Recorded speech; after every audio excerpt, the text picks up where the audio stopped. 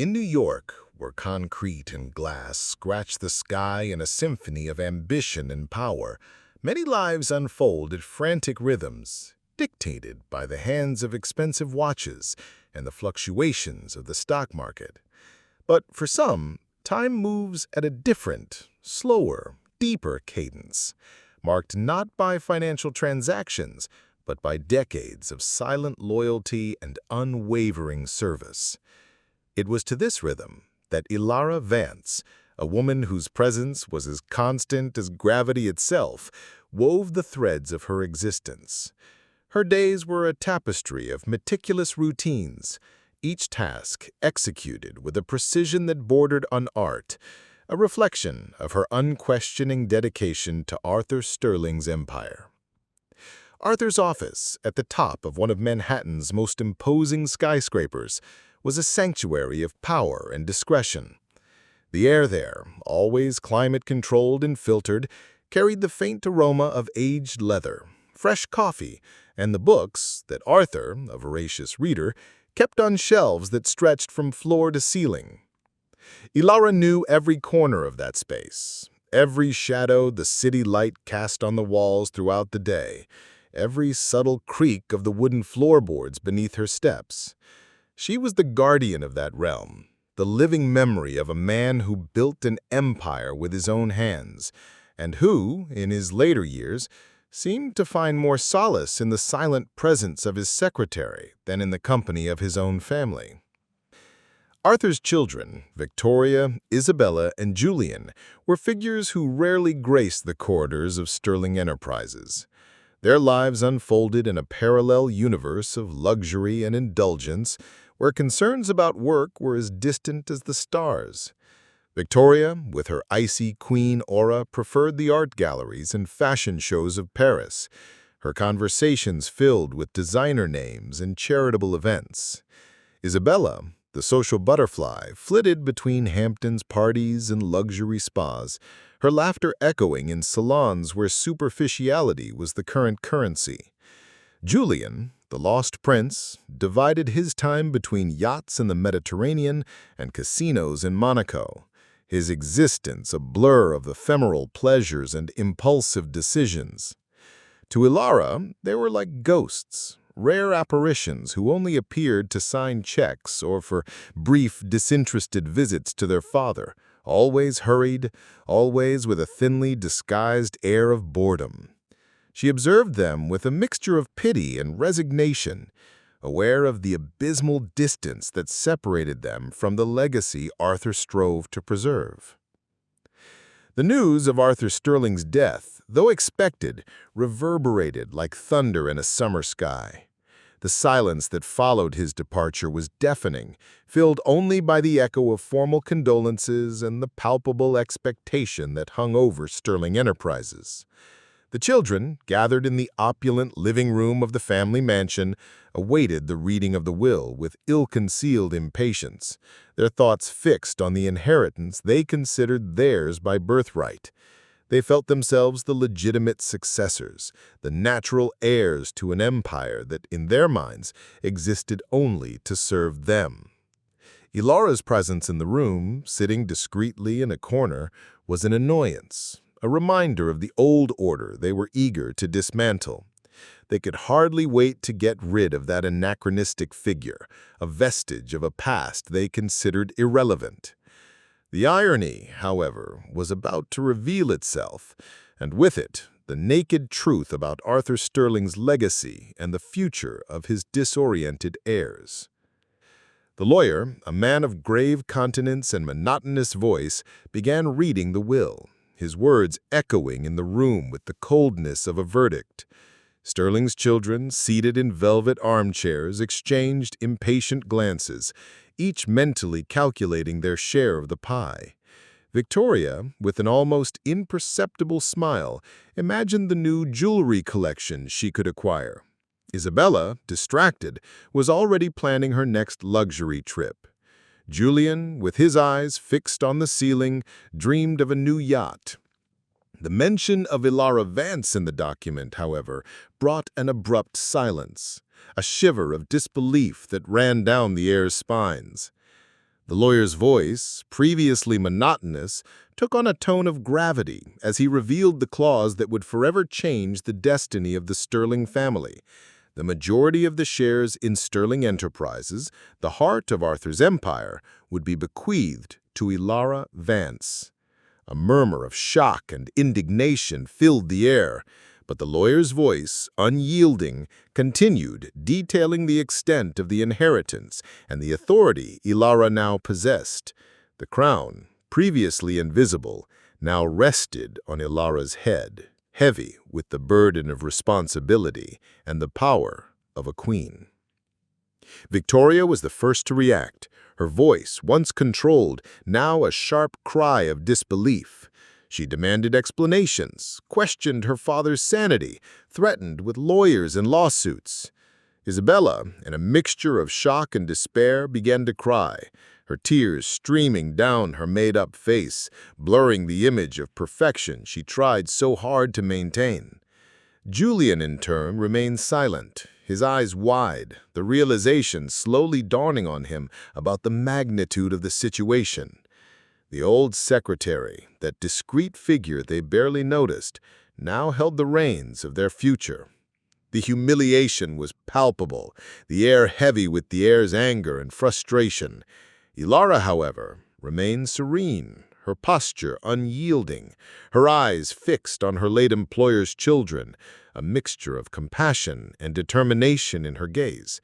She knew the real battle was just beginning. A second part of the will, read privately to Elara, revealed the depth of Arthur Sterling's trust in his secretary.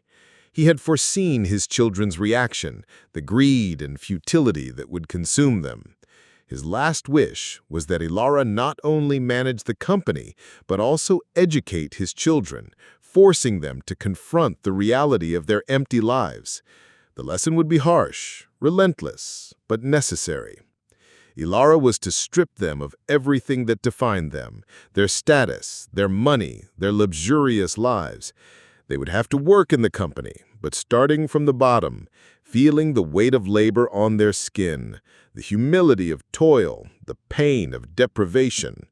The idea was for them to value what their father had built, to understand the true meaning of effort and meritocracy. Elara accepted the mission with the same seriousness with which she had accepted all the other tasks Arthur had entrusted to her over the years. It was a duty, a silent promise to a man who, in his last days, had placed his last hope in her. The first few days under Elara's new regime were chaotic. Victoria and Isabella refused to accept the new reality, their voices echoing through the corridors of Sterling Enterprises in furious protests. Elara, however, was unyielding. With a calm that bordered on cruelty, she stripped them of their credit cards, their luxury cars, their mansions. They were relocated to modest apartments, their designer clothes replaced by simple company uniforms. The humiliation was a mirror reflecting their own frivolities, and the image they saw was grotesque. Julian, the youngest, was the first to yield. His rebellion, once a cry for attention, now transformed into a murmur of acceptance. He who always felt like a stranger in his own family began to see in Elara a figure of authority and, perhaps, salvation. His sisters, however, united in their resistance, their strong and spoiled personalities reinforcing each other. Elara knew she would be the greatest challenge, but she also knew she possessed the necessary tools to do so. Patience was her sharpest weapon, and time her greatest ally. She observed them, as a gardener observes weeds, knowing that with time and the right care, even the most resistant could be transformed into something beautiful and productive. Julian, with his more malleable nature, was the first to adapt. At first, the manual labor in the Sterling Enterprises warehouse was a torment. His hands, accustomed to the softness of sports car steering wheels and the lightness of champagne flutes, now calloused with the weight of boxes and the roughness of cardboard. The smell of dust and ink, once repulsive, began to mix with the sweat of his own effort, and somehow it became less unpleasant. Elara observed him from afar, without interfering but always present, a vigilant shadow that pushed him forward. He began to notice the details, the complexity of logistics, the importance of every screw and every part.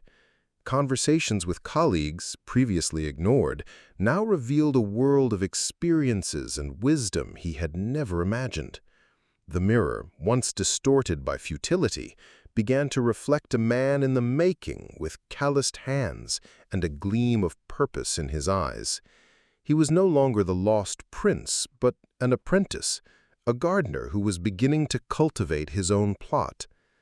The sisters, Victoria and Isabella, persisted in their resistance.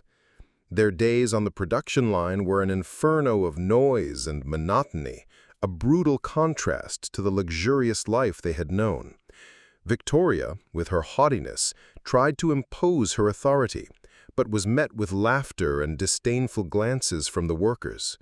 Isabella, accustomed to being the center of attention, withered under anonymity and indifference. Elara knew that their unity was their greatest strength, but also their greatest weakness. She separated them, assigning them to different departments, forcing them to face their own demons without mutual support. Victoria was sent to the customer service department, where her coldness and arrogance were confronted daily with the frustration and anger of consumers. Isabella, with her need for validation, was placed in the sales sector, where success depended on her ability to genuinely connect with people, something she had forgotten how to do. At first, they failed miserably, their frustrations exploding in fits of rage and despair. But Elara, with her unwavering patience, did not yield. She forced them to persist, to learn from their mistakes, to confront their own limitations. Slowly, painfully, cracks began to appear in their armor. Victoria began to listen, to empathize, to understand that the world did not revolve around her own needs. Isabella, in turn, began to discover the joy of genuine connection, of a smile earned, of a sale made with honesty. The garden, once arid and barren, began to show signs of life, green shoots emerging amidst the parched earth. Months passed, and the transformation was undeniable. Julian, now a respected supervisor, demonstrated a deep understanding of the business and a humility that surprised everyone. Victoria, though still with her imposing demeanor, had softened her edges, becoming a fair and respected leader. Isabella, with her new authenticity, radiated genuine joy, her laughter now a sound of contentment, not of futility. Sterling Enterprises, under Elara's silent leadership, prospered, not only financially, but also in spirit. The company, once a monument to one man's ambition, was now a testament to human resilience, the capacity for redemption, and the transformative power of education. Elara, the Lady of the Crown, had fulfilled her promise to Arthur Sterling. She not only saved his empire, but also rescued his children, transforming them from disoriented heirs into conscious individuals, capable of building their own legacy. Arthur's garden, watered with the tears and sweat of his children, bloomed in all its glory, a reminder that true wealth is not measured in material possessions, but in the ability to grow, to learn, and to connect with life's greater purpose. And so, amidst the incessant hum of New York, the story of Elara Vance became a whisper of hope, a soft melody amidst the chaos, a testament that sometimes the greatest inheritance is not what one receives, but what one learns to build. Elara Vance, in her early 60s, was the embodiment of silent dignity. Her skin, a deep ebony tone, was a map of a life well lived, marked by fine lines around her eyes that deepened when she smiled, revealing a sweetness rarely displayed. Her hair, once black as night, was now a silver tapestry carefully styled into an elegant bun that rested at the nape of her neck, a testament to her impeccable organization and decorum. Her posture was erect, almost regal, a reflection of decades of self-discipline and self-respect, even in environments where her worth was often underestimated. Her eyes, a dark, penetrating brown, carried the wisdom of one who had observed the world closely, without judgment, but with a keen understanding of human complexities. There was a calming stillness in them, a depth that suggested untold stories, joys and sorrows guarded with the same discretion with which she handled the company's secrets. Morally, Elara was a pillar of integrity. Her internal compass invariably pointed towards righteousness, towards truth, even when it was inconvenient. She firmly believed in hard work, honesty, and responsibility, values that Mr. Sterling, her late employer, cherished so much and which, ironically, were lacking in his heirs. Elara never sought recognition or praise. Her reward was the satisfaction of a duty well done, of a life lived with purpose and honor. She was loyal, not out of subservience, but out of a deep sense of commitment to those who trusted her and to the principles that guided her existence. This loyalty, however, did not blind her. She saw flaws and weaknesses, but chose to focus on the potential for growth and the possibility of redemption. Psychologically, Elara was a fortress.